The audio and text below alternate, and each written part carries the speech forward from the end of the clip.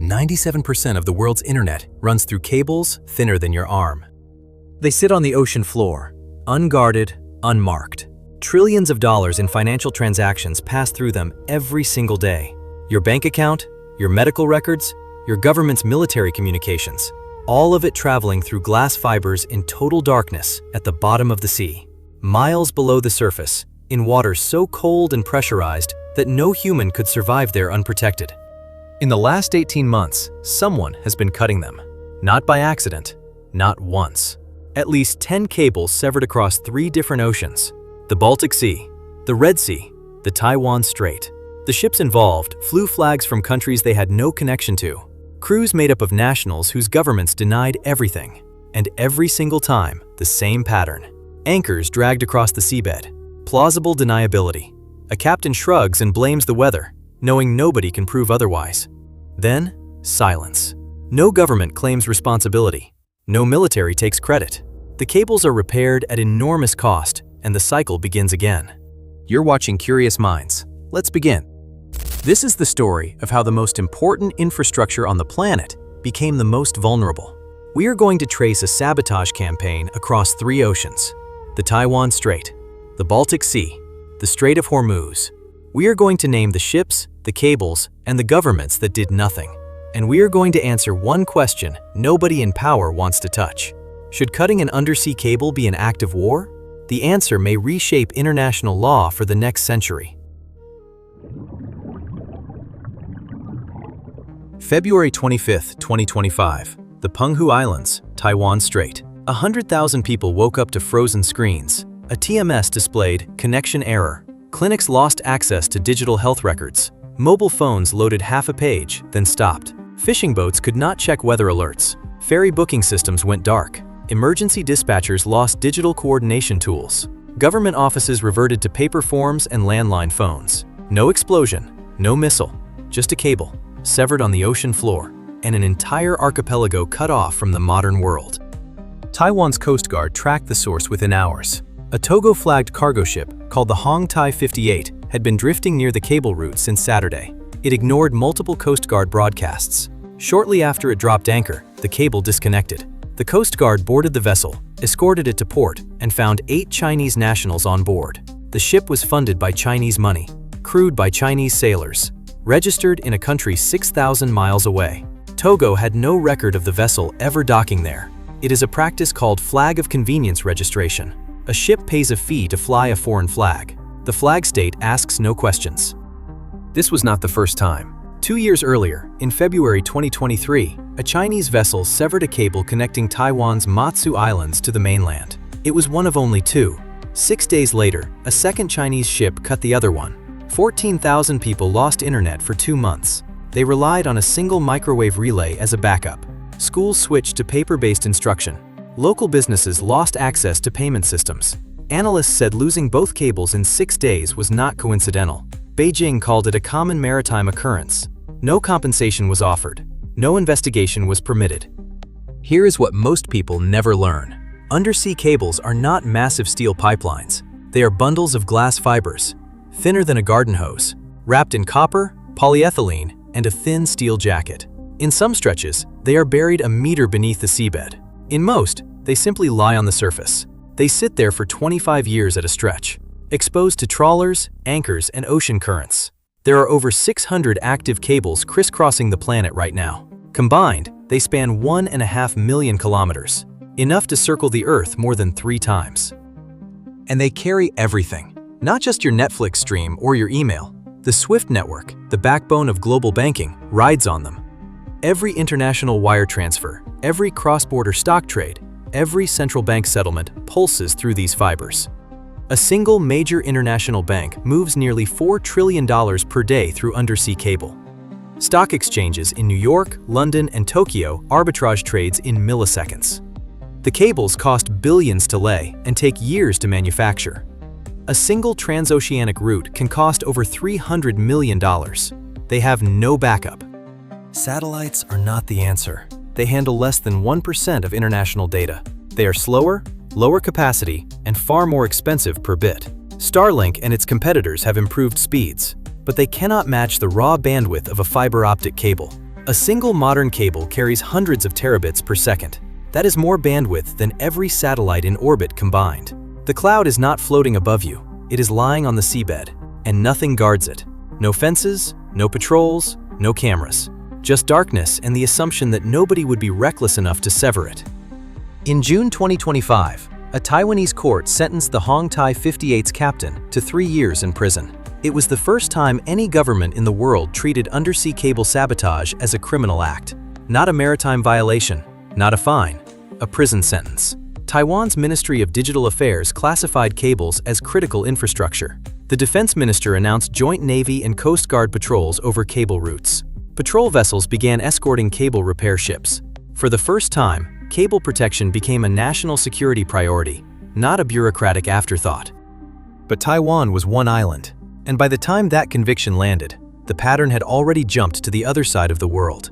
NATO warships were waiting in the Baltic, and the incidents they were tracking made Taiwan look like a rehearsal. September 2022. 2 explosions ripped through the Nord Stream gas pipelines under the Baltic Sea. Methane boiled to the surface in patches visible from space. 3 of 4 pipelines destroyed in a single coordinated strike. It was the largest act of energy infrastructure sabotage in European history. Insurance markets froze. Energy prices spiked across the continent overnight. And it proved something military planners had theorized for decades. The seabed was now a battlefield. And the weapons required were remarkably simple. A year later, October 2023, the Baltic Connector gas pipeline linking Finland and Estonia was damaged. So was a data cable connecting Sweden and Estonia. Finnish investigators traced both to a single ship, the New Polar Bear, a Chinese-flagged vessel that had pulled its anchor across 60 miles of seabed. It carved a visible trench in the ocean floor. The ship had been built in Romania, owned by a Turkish firm. It sailed between Russia and Israel. The crew included Georgians and Kazakhs. 10 months later, Beijing admitted the ship was responsible. The explanation? Bad weather. Then came November 2024. The BCS East-West Interlink cable connecting Sweden and Lithuania was cut on November 17th. Less than 24 hours later, the Sea Lion 1 cable was severed. That cable was the only fiber optic link connecting Finland directly to the European continent. 2 cables, 2 countries, 2 days. The suspect, a Chinese bulk carrier named Yipeng 3. Its coordinates matched the exact time and location of both breaks. Maritime tracking data placed the ship directly over each cable at the moment of disconnection. European navies shadowed the Yipeng 3 as it drifted through Baltic waters. But here is the legal problem that nobody had solved. The ship was sailing in exclusive economic zones. These are waters where a coastal state controls natural resources but cannot enforce criminal law on foreign vessels. Under the United Nations Convention on the Law of the Sea, no nation could legally board it. The Yipeng 3 sailed through the Danish Straits. It stopped in Denmark's exclusive economic zone. Investigators could watch. They could not act. Christmas Day, 2024. The Eagle S, a Shadow Fleet oil tanker linked to Russia, hauled its anchor across the seabed. It severed the S-Link 2 power cable connecting Finland and Estonia. It ripped through 4 additional telecommunications cables. Finnish authorities found drag marks carved into the seabed for miles. The anchor had been lowered deliberately. This time Finland did not wait. Coast Guard helicopters deployed special forces onto the deck. The ship was boarded, seized, and towed to port. Between November 2024 and January 2025, 7 cables were cut in the Baltic Sea alone. Sweden detained another vessel in January after a data cable to Latvia was severed. In February 2025, Swedish and Finnish police opened yet another investigation. The target was the Sea Lion 1 cable, the same cable that had already been cut 3 months earlier. The EU's new digital chief said publicly, "These cannot be accidents." European intelligence agencies began sharing classified cable threat assessments for the first time. On January 14, 2025, NATO responded. Secretary General Mark Rutte stood in Helsinki alongside the leaders of every Baltic Sea nation. He announced Baltic Sentry, a permanent military surveillance mission, frigates, maritime patrol aircraft, a fleet of naval drones, 20 unmanned surface vessels committed to patrol routes over cable corridors, AI-powered tracking systems cross-referencing ship movements in real time. For the first time in its history, NATO sent warships not to confront an enemy fleet. It sent them to protect wires on the ocean floor. Rutte told reporters that 95% of internet traffic travels through undersea cables. He said these cables guarantee trillions in daily global transactions. Then he said something no NATO leader had said before. Ship captains must understand that threats to our infrastructure will have consequences, including boarding, impounding, and arrest. It was the strongest language any NATO official had used on the subject. The message was clear. The Baltic was no longer undefended. But the campaign did not stop at the Baltic. It moved south, into a choke point barely 30 miles wide. 7 cables passed through that narrow corridor, and the nation controlling the coastline had just published a map showing exactly where to cut. March 2024, a Houthi missile struck the Rubimar, a British-owned cargo ship transiting the Red Sea. The crew abandoned the vessel. The ship drifted for weeks, unmanned, its anchor dragging across the ocean floor. Before it sank, that anchor severed 3 undersea cables. The AAE-1, the SEACOM, the Europe-India Gateway. Internet speeds collapsed across India, Pakistan, the UAE, and parts of East Africa. Repairs took 5 months. Not because the damage was complex, because no repair ship could safely enter waters where Houthis were firing missiles at anything that moved. Insurance companies refused to cover the transit. Repair crews refused to deploy. That incident exposed a vulnerability nobody had publicly quantified. There are roughly 60 cable repair ships on the entire planet. 60 vessels, for more than 600 cable networks stretching across every ocean. When a cable breaks, the nearest repair vessel might be weeks away. When it finally arrives, the crew must sit stationary for days. They grapple cable off the seabed. They splice glass fibers in a controlled environment on deck. Each splice must be tested under pressure before being lowered back down. In a conflict zone, that stationary ship is a sitting target. It cannot maneuver. It cannot defend itself. The Red Sea proved it. 3 cables cut by a drifting wreck. The region's digital backbone stayed broken for nearly half a year. Now multiply that scenario. Not one ship dragging one anchor. A coordinated strike. Multiple cables cut simultaneously at a choke point where redundancy does not exist. That is exactly what Iran signaled on April 22, 2026. Not through a military exercise, not through a diplomatic channel, through a public article that read like an instruction manual. On that date, Tasnim news agency published a detailed report on the Strait of Hormuz. Tasnim is directly affiliated with Iran's Islamic Revolutionary Guard Corps. The report did not frame the strait as an oil choke point, it framed it as a cable choke point. It named 7 major submarine cable systems passing through the corridor: TGN Gulf, AAE-1, Falcon, SEAMEWE. It noted that the southern Gulf states depend far more heavily on these maritime routes than Iran does. It described landing stations and data centers in the UAE and Bahrain as strategic pressure points. The article included technical details about cable capacities and repair timelines. The article was framed as a technical explainer. It read like a targeting brief. Iran International, a London-based outlet, described it as a thinly veiled warning. The region's digital backbone was now in Iran's crosshairs. The Jerusalem Post called it a direct IRGC threat.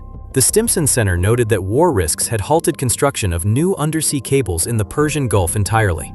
No new cables were being laid. The same freeze had already hit the Red Sea after 2024, 2 critical waterways, both now too dangerous for cable ships to operate in. During the broader Hormuz crisis, Iranian drones struck data centers in Bahrain and the UAE. The IRGC threatened to sever undersea cables and mine the strait. Cables, data hubs, and cloud infrastructure joined oil tankers on the conflict's expanding target list. The digital economy of the Gulf, banking, AI development, cloud computing, was now a military objective. Server farms processing billions in daily transactions became targets alongside oil terminals and port facilities. Here is the pattern: Taiwan Strait, Baltic Sea, Red Sea, Strait of Hormuz. 4 theaters, 4 choke points. The same playbook every time. Drag an anchor, claim an accident, let the legal system stall. By the time investigators confirm sabotage, the ship has sailed. The flag state has denied everything. The cable company spends millions on repairs that take months. The attacker pays nothing. The defender absorbs every cost. It is the cheapest form of strategic disruption ever devised. A rusty anchor and a rented cargo ship can inflict more economic damage than a cruise missile. The international legal framework governing all of this was written in 1884. The Convention for the Protection of Submarine Telegraph Cables was designed for copper telegraph wires. It belongs to the age of Morse code. That treaty is still the primary legal instrument protecting the infrastructure that runs the modern global economy. Its penalties are woefully inadequate. Proving intent is nearly impossible. Anchor dragging looks identical whether accidental or deliberate. A captain can destroy a cable worth hundreds of millions of dollars. He claims his anchor slipped. No court can prove otherwise. The burden of proof sits with the victim, not the attacker. Washington noticed. In February 2026, Senators Barrasso and Shaheen introduced the Strategic Subsea Cables Act. It was bipartisan legislation. It mandated sanctions against individuals who sabotage undersea cables. It required 10 dedicated State Department staff for cable security. It demanded a classified report on Russian and Chinese sabotage operations. The Senate Foreign Relations Committee passed it by an overwhelming margin. Senator Barrasso called undersea cables the nervous system of modern life. He said America's adversaries are trying to turn the ocean floor into a battlefield. In May 2026, the Senate held hearings on attacks against critical undersea infrastructure. Witnesses described a threat landscape that had gone from theoretical to active in under 3 years. Intelligence officials testified behind closed doors. The public summary was blunt. The pace of incidents was accelerating. But the cables on the ocean floor remained exactly where they were. Unburied, unguarded, running through every choke point an adversary could name. No new protection had been installed. No new treaty had been drafted. A necessary counter. Most cable damage is accidental. The International Cable Protection Committee logs roughly 150 faults per year worldwide. The vast majority are caused by fishing trawlers and commercial anchors, not state actors. Cables break. They have always broken. Redundancy is built into the system precisely because breaks are expected. The internet was designed to route around damage. That design works. And redundancy works most of the time. When the 2 Baltic cables were cut in November 2024, Finnish and Lithuanian consumers experienced little disruption. Traffic rerouted through alternative paths within minutes. When the Penghu cable was severed, Taiwan shifted communications to backup satellite and microwave links within hours. The system bends, it does not snap. Major economies have invested in diverse cable landing points. The goal is to ensure no single break takes them offline. Japan, for instance, connects to North America through multiple Pacific routes precisely for this reason. Finland's own intelligence service, Supo, publicly cautioned against assuming every incident is sabotage. Some analysts argue the threat is being inflated. They say broken cables are being reframed as geopolitical crises to justify military spending. The distinction between negligence, recklessness, and deliberate sabotage matters. It is the difference between a maritime accident and a calculated act of hybrid warfare. That term describes a specific strategy. A government uses civilian tools to cause strategic damage. Fishing boats, cargo ships, commercial anchors, all deployed while maintaining the appearance of innocence. But here is what the skeptics cannot explain. The redundancy argument collapses at choke points. In the Strait of Hormuz, 7 cables pass through a corridor 30 miles wide. In the Red Sea, a single drifting wreck shut down 3 cables for 5 months. Repair ships could not safely operate. Redundancy assumes alternative routes exist. It also assumes those routes are not vulnerable. At a choke point, every backup runs through the same narrow passage. Cut 3 cables instead of 1. Redundancy becomes a story we told ourselves. The system was built to handle accidents. It was never designed to withstand coordinated attacks.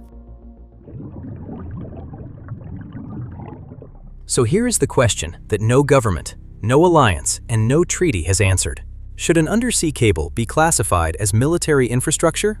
Should cutting one be treated as an act of war? The answer determines everything. Rules of engagement, legal jurisdiction, military response thresholds. Right now, a ship can sever a cable carrying trillions in daily banking transactions. The harshest consequence under international law is a fine. Most flag states never enforce it. Every response so far has been improvised. Finland boarded the Eagle S. No international protocol authorized it. Taiwan convicted the Hong Tai 58's captain. No precedent existed. NATO launched Baltic Sentry. No doctrine covered it. Congress drafted the Strategic Subsea Cables Act. No treaty required it. Each action was a first. Each one filled a vacuum that should have been filled decades ago. The world's most critical infrastructure has no rulebook. Every defender is writing the manual in real time. The next incident could set the precedent, and precedents set under pressure rarely favor the defender.